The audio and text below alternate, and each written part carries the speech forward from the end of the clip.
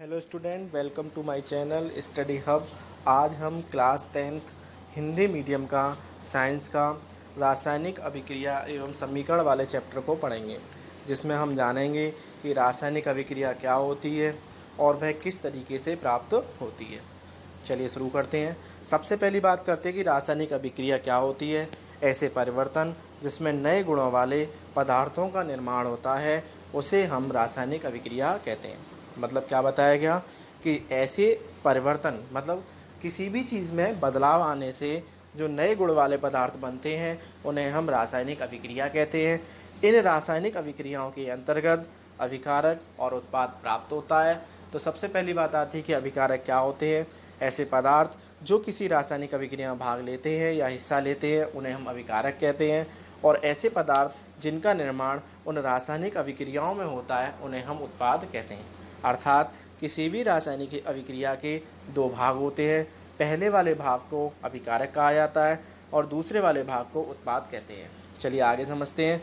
जैसे magnesium plus oxygen को जब मिलाया जाता है तो मैग्नीशियम ऑक्साइड प्राप्त होता है, जहाँ पर मैग्नीशियम और ऑक्सीजन एक अभिकारक हैं जबकि मैग्नीशियम ऑक्साइड एक उत्पाद है। बात करते हैं कि मैग्नीशियम को हम Mg से प्रदर्शित करते हैं तथा ऑक्सीजन को O2 से, और इनके द्वारा जो बनाया हुआ उत्पाद है मैग्नीशियम ऑक्साइड उसे हम MgO से प्रदर्शित करते हैं। चलिए आगे बढ़ते हैं। अब हम देखते हैं कि दैनिक जीवन में रासायनिक अभिक्रिया के क्या क्या उदाहरण होते हैं। तो दैनिक जीवन में रासायनिक अभिक्रिया के उदाहरण भोजन का पचना होता है, श्वसन यानी सांस की क्रिया का होना होता है, लोहे पर जंग का लगना होता है, मैग्नीशियम रेवन का जलना होता है और दही का बनना होता है। ये सारे वह एग्जाम्पल हैं जो हम दैनिक जीवन में यानी अपने दिन प्रतिदिन के जीवन में देखते हैं। चलिए आगे बढ़ते हैं। किन प्रयोगों के आधार पर हमें पता चलता है कि रासायनिक अभिक्रिया हो रही है। तो सबसे पहली बात, जब अवस्था में परिवर्तन हो, यानी कि किसी भी अभिक्रिया की जब अवस्था में परिवर्तन होता है उससे हमें पता चलता है कि यहाँ पर हमारी रासायनिक अभिक्रिया हुई है। बात आती है अवस्था में परिवर्तन क्या होता है। जैसे सॉलिड गैस में कन्वर्ट हो या गैस सॉलिड में कन्वर्ट हो या लिक्विड में कन्वर्ट हो या एक्वस सॉल्यूशन में हो, तो ये सारी की सारी चीज़ें अवस्था में परिवर्तन होती है। इसके बाद रंग में परिवर्तन। रंग में परिवर्तन के अंतर्गत हम ये देखते हैं कि किसी अभिक्रिया के कलर में किस तरीके से परिवर्तित हुआ है। जैसे लाल पीले भूरे रंग में कन्वर्ट हो जाए, हरा लाल में, नीले हरे में, तो ये अभिक्रिया की प्रकृति पर निर्भर करता है। अगली बात आती है तापमान में परिवर्तन। तो तापमान में परिवर्तन कभी कभी कुछ अभिक्रियाओं के होने से जो अभिक्रिया है उसका टेम्परेचर बढ़ जाता है और कभी कभी टेम्परेचर गिर जाता है। तो ये जो होता है वो तापमान में परिवर्तन होता है। इसके बाद जो अगला टॉपिक आता है गैसों का उत्सर्जन, यानी कि जब अभिक्रिया होती हैं तो उसमें नए नए प्रकार की गैसों का उत्सर्जन होता है। चलिए आगे बढ़ते हैं। रासायनिक परिवर्तन को प्रदर्शित करना, कि हम किसी भी रासायनिक परिवर्तन को किस तरीके से प्रदर्शित करेंगे। तो सबसे पहले हम शब्द समीकरण को लिखेंगे, फिर हम रासायनिक समीकरण को लिखेंगे। तो सबसे पहली बात, हमें दोनों के अंदर अंतर पता होना चाहिए कि क्या चीज़ हमारी शब्द समीकरण होती है और क्या हमारा रासायनिक समीकरण होता है। तो बात जब शब्द समीकरण की आती है तो शब्द समीकरण का मतलब होता है जब हम किसी चीज़ को हिंदी भाषा में डिनोटेट करते हैं तो वो हमारा शब्द समीकरण होता है। लेकिन अगर हम एलिमेंट को उनके अक्षरों से यानी जिससे उन्हें इंडिकेट किया जाता है उसमें डिनोटेट करते हैं तो वो हमारा रासायनिक समीकरण कहलाता है। जैसे जिंक प्लस सल्फ्यूरिक अम्ल जिंक सल्फेट और हाइड्रोजन बनाता है, जहाँ पर जिंक और सल्फ्यूरिक अम्ल अभिकारक है और जिंक सल्फेट और हाइड्रोजन एक उत्पाद है। अब बात करते हैं रासायनिक समीकरण की। तो हम जानते हैं कि जिंक को हम Zn से, सल्फ्यूरिक अम्ल को हम H2SO4 से, जिंक सल्फेट को ZnSO4 से और हाइड्रोजन को हम H2 से प्रदर्शित करते हैं। चलिए आगे बढ़ते हैं। बात करते हैं कि रासायनिक समीकरण क्या चीज़ होती है। तो रासायनिक अभिक्रिया रासायनिक समीकरण द्वारा निरूपित की जाती है। मतलब जो समीकरण के द्वारा निरूपित की जाती है उसे हम रासायनिक अभिक्रिया कहते हैं, जिसके अंदर हम प्रतीकों को देखते हैं, अभिकारकों को देखते हैं और उत्पादों को देखते हैं, साथ के साथ उनकी भौतिक अवस्थाओं को भी हम देखते हैं। तो अब रासायनिक अभिक्रिया के लिए हमें किन किन चीज़ों की बात होती है। तो किसी भी रासायनिक अभिक्रिया के लिए हमें ताप, दाब, उत्प्रेरक आदि के द्वारा उन्हें दर्शाना पड़ता है। और ये जो चीज़ें होती हैं वो तीर के ऊपर भी हो सकती है और तीर के नीचे भी हो सकती है। आगे बढ़ते हैं कि रासायनिक समीकरण क्या था। तो हमें मालूम है कि रासायनिक समीकरण जो होते हैं वो मुख्यतः दो प्रकार के होते हैं। एक होता है असंतुलित रासायनिक समीकरण, एक होता है संतुलित रासायनिक समीकरण। अब संतुलित रासायनिक समीकरण को समझने से पहले हम पहले असंतुलित रासायनिक समीकरण को समझेंगे। तो बात करते हैं असंतुलित रासायनिक समीकरण की। असंतुलित, जैसा कि इसका नाम है, उसका मतलब क्या हुआ? असंतुलित का मतलब ऐसा समीकरण जो संतुलित ना हो, यानी कि दोनों साइड से बराबर ना हो, उसे हम असंतुलित रासायनिक समीकरण कहते हैं। यानी कि वह रासायनिक समीकरण जिसमें तीर के निशान के दोनों ओर के प्रत्येक तत्व के परमाणुओं की संख्या समान ना हो, असंतुलित रासायनिक समीकरण या कंकाली समीकरण कहलाता है। कभी कभी एग्जाम में क्वेश्चन आता है कि कंकाली समीकरण से आप क्या समझते हैं। तो जो हमारा कंकाली समीकरण होता है वही हमारा असंतुलित रासायनिक समीकरण कहलाता है। जैसे मैं एक एग्जाम्पल देता हूँ, Mg+O2 तीर का निशान MgO।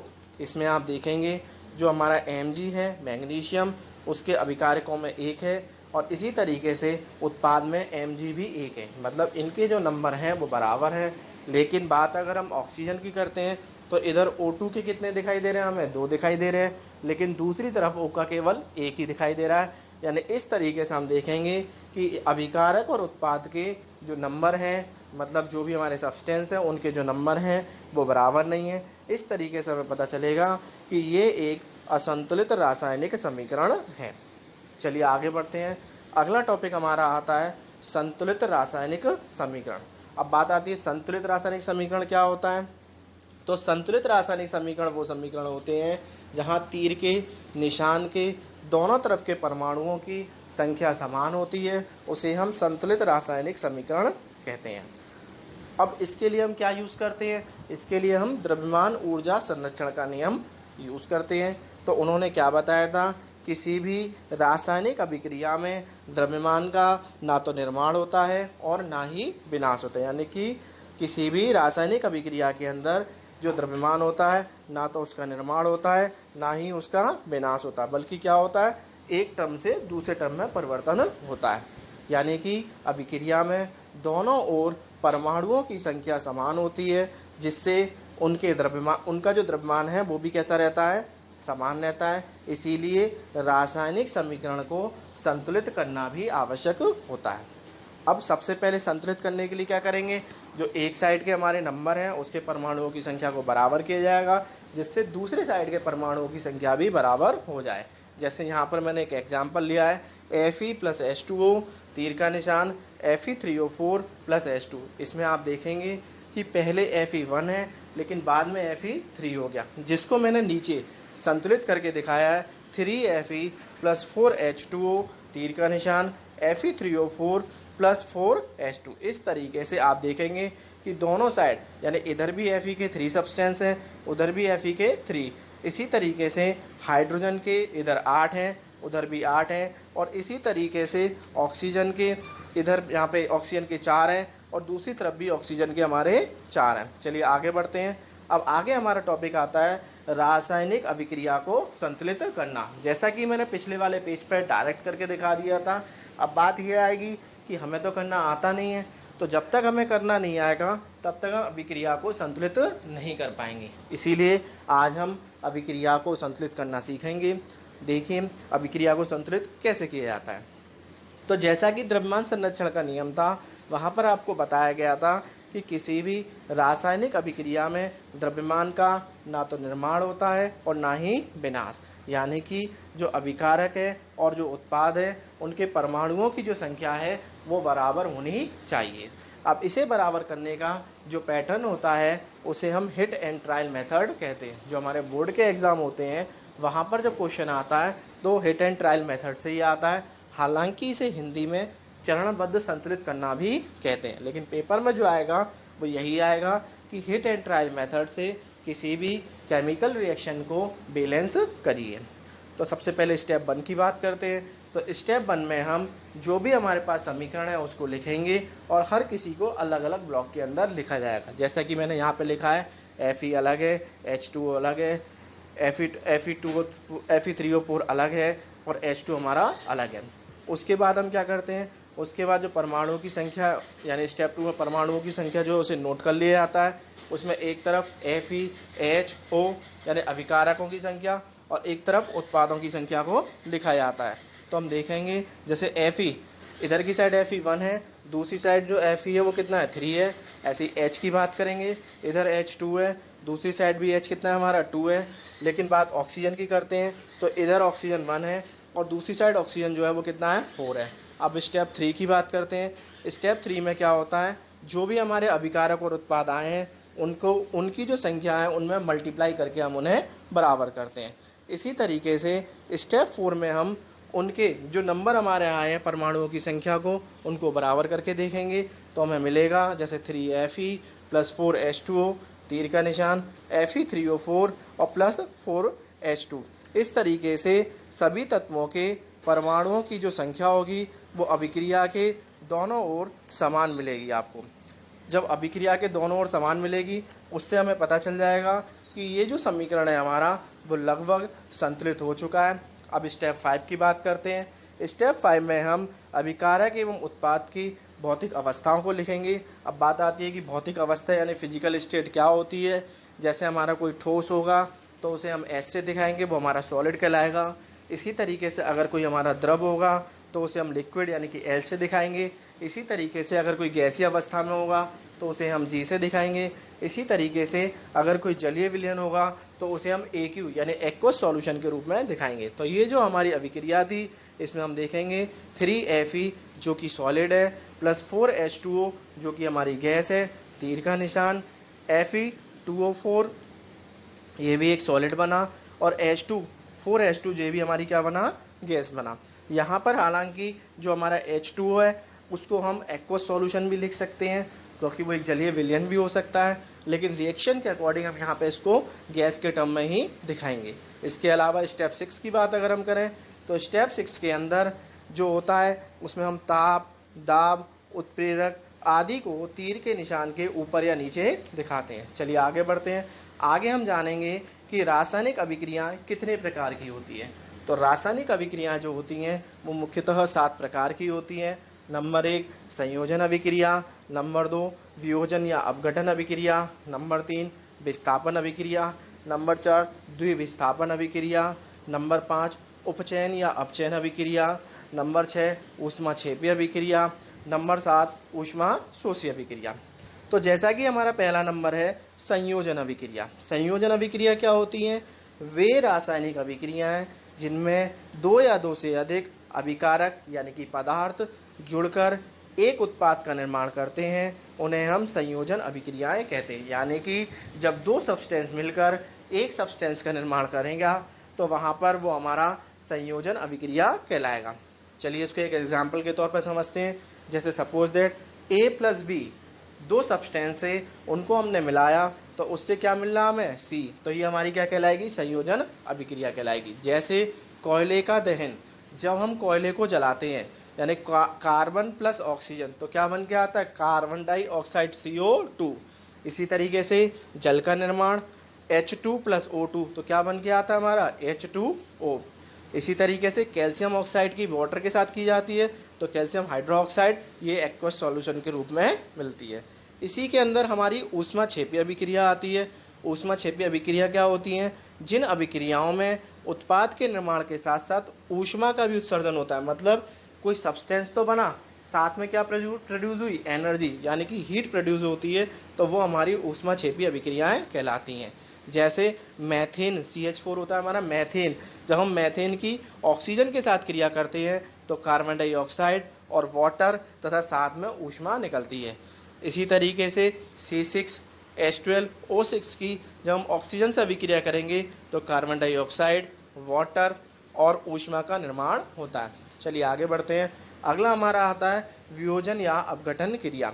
वियोजन अभिक्रिया क्या होती हैं, वियोजन का मतलब क्या हुआ, टूटना, यानी वे रासायनिक अभिक्रिया जिनमें एकल अभिकारक टूटकर 2 या 2 से अधिक उत्पाद बनाता है। अब देखिए ये वाली जो रिएक्शन है वो पहली वाली रिएक्शन का जस्ट अपोजिट था। उसमें क्या हुआ कि 2 लोग मिले और 2 लोगों को मिलके क्या बना, एक बना। लेकिन यहाँ पे क्या हो रहा है, कि एक जो है वो किस में टूट रहा है, वो दो चीज़ों में टूट रहा है। तो इस तरीके की जो अभिक्रिया होती है उसे हम वियोजन या अपघटन अभिक्रिया कहते हैं। अब किसी भी वियोजन अभिक्रिया में ऊष्मा का अवशोषण होता है, इसीलिए हम क्या कहते हैं, इसे ऊष्मा शोषी अभिक्रिया भी कहते हैं। अब इनके जो रूप होते हैं वो मुख्यतः तीन रूप होते हैं। कौन कौन से तीन रूप होते हैं? या तो ऊष्मा हो सकती है, या तापन हो सकता है, या हमारा विद्युत धारा हो सकती है। चलिए आगे समझते हैं कि अगर रिएक्शन के आधार पर बात करें तो किस तरीके से होगी। तो अगर हम वियोजन अभिक्रिया का एग्जाम्पल लेते हैं तो अभी जैसे मैंने समझाया कि एक सब्सटेंस यानी कि जो ए है वो दो भागों में कन्वर्ट हो रहा होगा, बी और सी में। चलिए इसको एक एग्जाम्पल के तौर पर समझते हैं। जैसे सपोज दैट हमने फेरस सल्फेट FeSO4 की अभिक्रिया कराई तो वो Fe2O3 सल्फर डाइऑक्साइड और SO3 तीन भागों में टूटती है और अभिक्रिया का जो रंग होता है वो हरे से क्या हो जाता है, लाल भूरा रंग हो जाता है। इसी तरीके से जो चूना पत्थर होता है उसकी अभिक्रिया कराते हैं, CaCO3 यानी कैल्शियम कार्बोनेट की अभिक्रिया कराते हैं तो वो CaO कैल्शियम ऑक्साइड और CO2 कार्बन डाइऑक्साइड में कन्वर्ट होता है। अब ये किस तरीके से हो सकता है? या तो विद्युत के आधार पर हो, यानी कि जब हम किसी अभिक्रिया में विद्युत प्रवाहित करें यानी करंट फ्लो आउट करें तब हो सकता है। जैसे पानी है उसमें विद्युत धारा दी हमने तो हाइड्रोजन अलग हो गया, ऑक्सीजन अलग हो गया। यहाँ पर एक एग्जाम्पल दिया जो एक एक्टिविटी के माध्यम से कि हमने एक बीकर लिया था, उसमें दो टेस्ट ट्यूब थी और उनके जो टर्मिनल थे वो एक बैटरी से कनेक्ट कर दिए। एक साइड एनोड को दिखा रही थी, दूसरी साइड कैथोड को दिखा रही थी। इसमें एक स्विच दिखाई गया। जो रॉड थी वो ग्रेफाइट की रॉड हमारी दिखाई, जैसे पानी गर्म करने वाली जो हमारी होती है।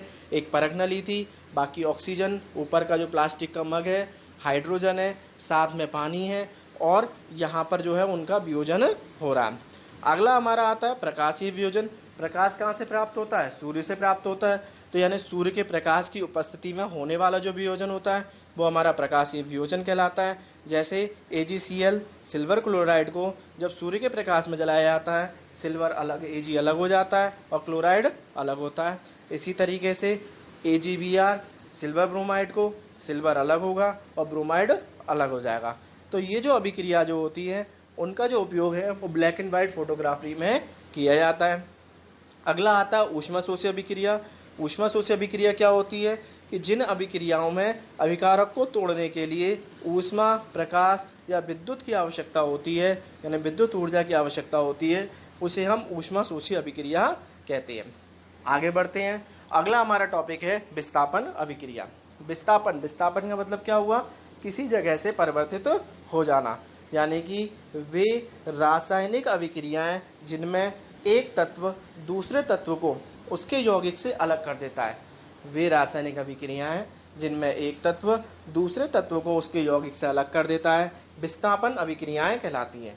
जैसे लोहे की कील जो होती है, जब उसको कॉपर सल्फेट के विलयन में ले जाते हैं तो जो कील का रंग होता है, जो भूरा होता रंग जो होता है वो कैसा हो जाता है? भूरा हो जाता है। और जो कॉपर सल्फेट का जो विलयन का रंग है वो नीले रंग का हो जाता है, क्योंकि जो लोहा होता है वो उसको उसके विलयन से यानी कॉपर को उसके विलयन से अलग कर देता है। तो इस तरीके की जो अभिक्रिया कहलाती है हमारी विस्थापन अभिक्रिया कहलाती है। अगर हम इसको एक एग्जाम्पल के तौर पर समझें तो हम इसमें ये जानेंगे कि जो अधिक क्रियाशील तत्व होता है वो कम क्रियाशील तत्व को उसके यौगिक से विस्थापित कर देता है। जैसे फेरिक की कॉपर सल्फेट से क्रिया कराई जाती है तो फेरिक सल्फेट अलग हो जाता है, कॉपर हमारा अलग हो जाता है।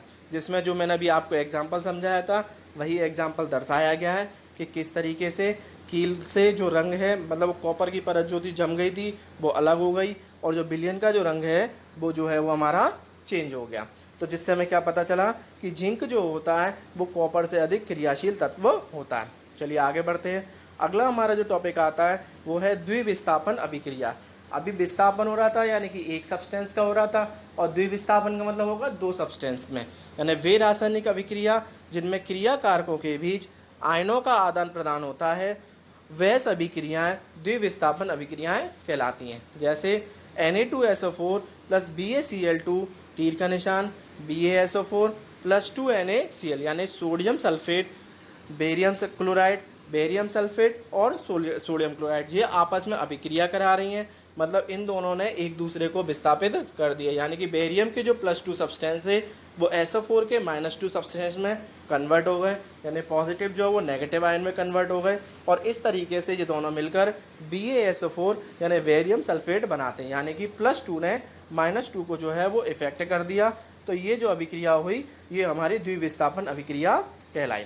यहाँ पर अगर हम इसको एग्जाम्पल के तौर पर समझेंगे तो हम जानेंगे कि जैसे सोडियम Na2SO2 यानी सोडियम सल्फेट की जब बेरियम क्लोराइड से क्रिया कराई गई थी तो बेरियम सल्फेट अलग हो गया हमारा और सोडियम क्लोराइड जो है वो अलग हो गया, जिसमें बेरियम सल्फेट के जो सफ़ेद अवक्षय है उसका निर्माण होता है। इसीलिए इस क्रिया को हम अवक्षेपण अभिक्रिया भी कहते हैं।